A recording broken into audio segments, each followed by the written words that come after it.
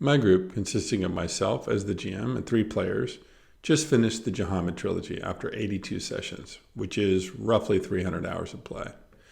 An awful lot happened in those 300 hours of play, as you might imagine. So for this video, it's less a summary of the trilogy and more an overview with notes about how I ran it as a GM and what we got out of the trilogy. There are spoilers here, so be forewarned.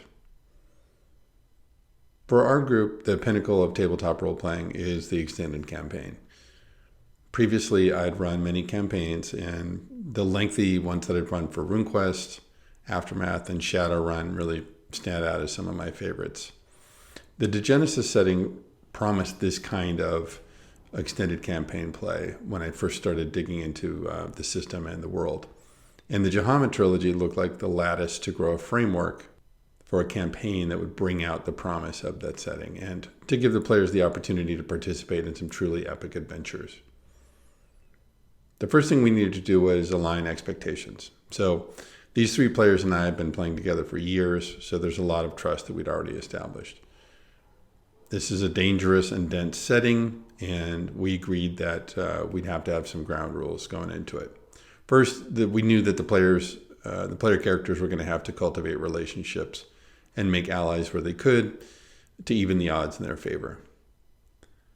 I agreed to give them warning when they were entering into a dangerous situation, especially when their PCs would know things that the players themselves might not. I also reminded the players that if they were going to get into a fight, they should always set the odds in their favor first if possible. I also stipulated that there wouldn't be any GM gotchas where failing to recall a detail about the setting, maybe something that I told them long ago, would lead them to some sort of unrecoverable danger. And we agreed that there would be no sudden death situations where a random out-of-context event could wipe out a character. So all of that said, it's still a very dangerous environment in which running away is often the best policy, and the players understood that going into it. Before we got started, I provided a Trello board for the players, which gave them information that their characters would know broadly about the setting, and then also some character-specific and cult-specific knowledge. And I put it on a Trello board so that they could sort of refer to it ahead of time before we got started, and then also along the way, either in play or between sessions, and that proved to be extremely helpful. I mean, a Trello board is one way to do it, but there's all kinds of other ways to provide that information, of course, online. I really wanted the campaign to be centered around a broad theme of trust. So who from outside their group could they trust? Wanted that to be an ongoing challenge. And then who they trusted and sided with should have big consequences for them, both negative and positive.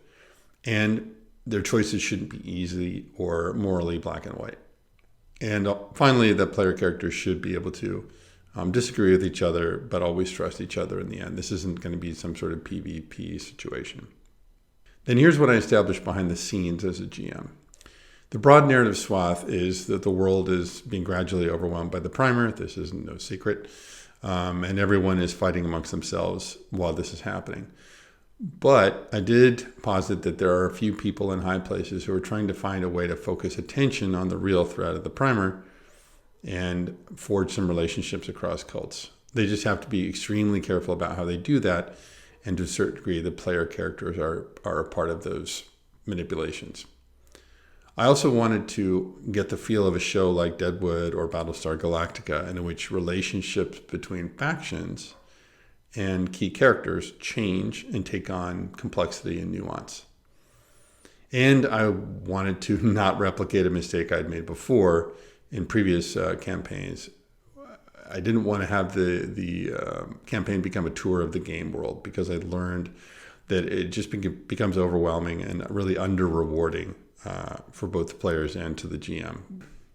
Each of the Jehammed Trilogy adventures is a part of the broader story of Jehammed's will, but each of them also stands alone and really should be, in my view, approached as its own, on its own merits and handled as an individual adventure. In Thy Blood is a mystery with love and faith as key themes. What will people do for love, especially love of family? And what does faith actually mean? So in getting the characters into In Thy Blood, the Sons of Lucatori are motivated by loyalty, as defined in the Artifacts book. They spent their childhoods together in Lucatory and are really like brothers. Roche the Helvetic, Lucas the Judge, and Armani the Spitalian. They, over time, came to refer to themselves as the Sons of Lucatory. Each of them came back to the vicinity of Lucatory on separate missions for their respective cults, when a murder by an escaped apocalyptic led them all to Lucatory and to the events of In Thy Blood. So how did it play for us? Well, we played it out over 6 sessions, which includes that initial reunion. And a few elements of the book didn't play out at the table. For example, Black Tom didn't appear, and there was no big fight at the cloister that they were involved in. Several aspects also played differently just because of the existing connections the Sons had to the town and some of the people in it. Anio died heroically. Sirocco was defeated. Barghest destroyed the cluster and took off with Vical. Gallo Lombardi fled to Bergamo with assistance from the Sons of Lucatory. And actually the Anabaptists maintained control of the town. Along the way, the Sons found a strange disc-shaped object which Roche the Helvetic stashed away as a curiosity. Overall, the players really enjoyed In Thy Blood, unraveling the mystery of who killed Altair, dealing with Sirocco, attempting to understand the impending threat of Barghest. All of it really got them into the world of Degenesis, and they were excited to keep going from there. So between In Thy Blood and The Killing Game is roughly 15 months of in-world time. So there had to be something that would get them to Toulon well in advance of the battle. And I figured that being hired onto a Neo-Libyan magnate's entourage as he went hunting psychonauts west of the Apennines would be a good hook. So the PCs would either take a liking to this magnate Aoife and his entourage, or they wouldn't. Their reaction was up to them. But when they went through some harrowing events with Aoife and the scourgers who guarded him, they really sort of came to form a bond with the Neo-Libyan and with the scourgers. And so I determined that this magnate Aoife would be working to establish a petrol trading relationship with the Wolf of Bergamo, which would necessitate a trip to Bergamo and then a trip down from there to Toulon. So this gave them a reason to go to Toulon. But I also planted another hook by having the Helvetic deserter Baptiste steal valuable equipment from Aoife's entourage well before they reached Toulon. Finally, I planted the seeds of conflict with the Iron Brothers by having them ambush Aoife's group a day outside of Toulon. Aoife was killed in a fierce combat, as were some of the scourgers the PCs had fought alongside. So once they got to Toulon, the Sons really already sort of had some skin in the game. They started digging for clues about who had conducted the ambush, and they spent many sessions in and around the city. A bit later, during one of their expeditions in the swamps, I planted a hook in the form of a bygone map that pointed to a military installation on the coast of Breton. So this was a reason later for them to go out to Breton and take part in the events of Black Atlantic. Eventually, they had some other run-ins with the Iron Brothers, and Baptiste resurfaced. When X-Day exploded, the Sons had friends, they had enemies, and they had a clear sense of who they wanted to support. So to my mind, The Killing Game is a war story with loyalty as the key theme. Who are your loyalties to and at what cost? And when loyalties to friends, to comrades, to your cult, to your culture are in conflict with each other, how do you choose? This is how it played out for us. We played the events of X-Day forward over the course of 7 missions, for which I prepped much more thoroughly than I did for In Thy Blood. Mostly because of the greater number of moving parts. As with In Thy Blood, a few elements from the book didn't play out at the table, and the aspect that concerned me as I prepared for X-Day was whether I'd be able to keep the pressure on the PCs and create a feeling of uncertainty, fatigue, and constant fog of war. I feel I pulled that off well, and after being wounded and on the defensive in the early stages of the battle, when the Sons of Lucatory were finally able to turn the tables and have an impact on the course of events, the players really felt like they earned it. I did make one unfortunate mistake, however. At the end, when everything culminated on the grounds of Hamsa's palace, I made the mistake of trying to force the ending to make it be as was written, because I liked it so much. But it really didn't make sense in the context of what had happened during the previous sessions, and the players told me it didn't feel right. And they were right. It also didn't feel quite right for Adonai to give Jehammed's star to the Sons of Lucatory, even though they'd actually met him earlier. So I decided that Adonai instead gave it to a character that they would meet later. Overall, The Killing Game was a very different sort of adventure. It was really unlike anything I'd ever run in campaign play for any game. And it really exposed the players to the cultural and political complexities of the world of Degenesis. It was just a smashing success. So between The Killing Game and Black Atlantic, that's roughly a year and a half of in-world time. And I realized during The Killing Game that the cult superiors for the player characters would have a lot of questions about what happened in Toulon. So also, because Operation Mirage had failed in our playing, the leadership of the judges would be in conflict internally about how to limit the damage from the operation. I knew that this battalions would be off because most of their detachment in Toulon had been killed. So through a series of events, the Sons made their way to Justitian. Along the way, it became clear that the judges would make Arkville their scapegoat and say that he sort of operated on his own as a random actor. And that Lucas, the judge in the player character group who had fought against Arkville, would eventually be recruited as a black judge. Because he'd become known for fighting against other judges in Toulon, he would be, quote unquote, cast out of the judges and trained in secret to become a black judge. Armani, this battalion in the PC group, was lauded for his heroics in helping the small detachment in Toulon survive the battle. And then Roche reported back to the Alpine fortress and provided his leadership with valuable intelligence about what had happened in the battle. After further adventures in Justitian, the Sons of Lucatori decided to seek out the location on that mysterious bygone map. They took a long, grueling journey with several twists and turns that took them through the swamps along the Loire and eventually into Breton. So how did Jehammed's will factor into all this? I wanted them to really only gradually understand that there was some significance to the disc and the star.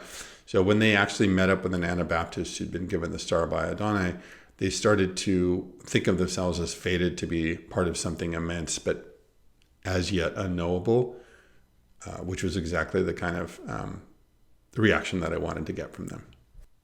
Originally, I thought of BA as being about betrayal and revenge, but for our group, that was actually superseded in play by another theme.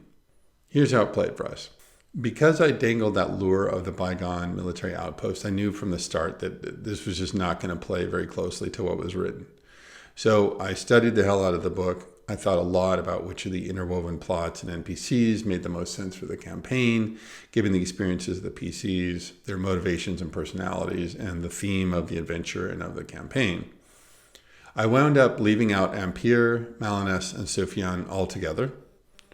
Argyre's Pictons played a much larger role, as did Mbali and Yasin. Helios presented himself as a meek scholar rather than a merchant. And after gaining the confidence of the Sons of Lucatori, he stole the disc and star without bloodshed. I had Afrit shift his attention completely away from Eris when Jehammed's will surfaced. And there were other additions and omissions. By this time, the players were really invested in the setting and their characters. So when they started finding out some of the big secrets that Black Atlantic reveals, some of those secrets were just quite shocking, while others actually confirmed suspicions that the players had been holding for some time. But all of it really did have an impact. But the most surprising thing about Black Atlantic for me was how the player characters reacted to events. They'd been through so much blood and sweat and agony, most of it attempting to help keep that slender thread of civilization intact, laboring mightily to fight the primer and all its manifestations. So when they understood the bizarre triangular relationship between Jerome Cottrell, Argyre, and Helios, they perceived it as the bygones letting themselves be consumed by petty hatreds. Not just letting themselves be consumed, sacrificing everyone and everything in orgies of vengeance. In the face of the primer's existential threat to humanity, they instead bent all their intellect and will and power to infighting. Helios and Arnica didn't come into conflict with each other, and Helios escaped with Jehammed's will. Ultimately, the Sons of Lucatori they came to view Jehammed's will as just another bygone curse inflicted on humanity by these immortal puppet masters. The Sons did gain temporary possession of the Starfire, and initially were deeply conflicted about whether to use it or not, and if so, how, but ultimately they used it to defeat the Moloch. Before running Black Atlantic, I thought that perhaps I would wear the players out on Degenesis. After all, by the time we finished the adventure, we were 82 sessions in, which is kind of amazing to me. But they loved Black Atlantic. They really, really enjoyed it. I'd warned them ahead of time that this was a very dangerous adventure, and they were ready for it. They were examining all the angles constantly. There were also some fantastic in-character conversations between the PCs and NPCs, and two of the most moving player character speeches I've ever witnessed in any campaign for any game took place during Black Atlantic. The characters were just right there. They were islands in the stream, pushing back as hard as they could against the onslaught of this horrible history, and it was just really amazing. Character concepts worked really well. The players really used them to ground their characters. And character advancement within the cult was also an effective tool for me as a game master because they were really big events. Any rank promotions were a big deal, and I was able to leverage that in moving things along and putting the characters into different situations and places on the map. The overall theme of trust really did come through, I think. Relationships with NPCs have been a really big part of it. And I was able to really leverage those relationships repeatedly over the course of the campaign. So they had enemies like Baptiste, the Iron Brothers, the Solar Wind Flock. A lot of that Solar Wind Flock business happened between the Killing Game and Black Atlantic. They had friends. They had their parents. They had Fernex, an NPC named Anastagata, who is an important person in Lucatore. They had this battalion detachment in Toulon. They also had complicated relationships with Gallo Lombardi and the Wolf of Bergamo. Armani, this battalion, has a sister, Giovanna, who is an apocalyptic. Very interesting, complicated relationship there. And then Roche, the Helvetic, developed a very complicated and interesting relationship with Kyra Bloodclaw, the apocalyptic who kicked off the entire campaign by murdering his Helvetic colleague. Then there was a relationship between Lucas, the judge, and Arkville. Initially, Arkville was seen as a sort of a mentor and almost a father figure to Lucas. And then in the end, Lucas wound up facing off against Arkville during the battle. And then there's the complicated relationship between Epigenesis Vega and Armani, this battalion, both united in similar desire to fight the Primer, divided in terms of how they want to approach it. A lot of the connective tissue between scenarios, between adventures, I figured out as the campaign progressed. I didn't have a big overarching plan, only sort of pieces and options that I put into play, sometimes far ahead of time and sometimes just in time. But my goal was always to guide the player characters toward adventure locations and situations, not to straitjacket them, but not to put them into a pure sandbox situation either. I would push them towards a situation, know the motivations of the factions and the NPCs involved, and then let things play out as the PCs reacted. Dropping those early hooks in the intervening spaces between adventures to get them to the next adventure really did pay off, as did not rushing them along through the published scenarios. So especially this is because the scenarios also function as regional source books, and then they just provide so much context around the adventures. So there's a lot of actual session play that you can get before you get to the sort of the meat of the adventure. I found it was also really important to keep things moving off camera. So an important part of this is to make the player character's actions have consequences in the game world, which then help to drive subsequent events.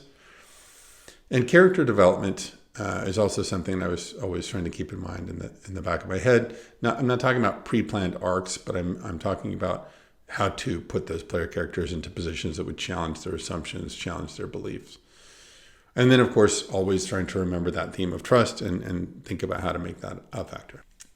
I can say with assurance after 82 sessions that Degenesis really truly is what I would call a foundational setting. It's something that you can run multiple campaigns in deep, broad campaigns.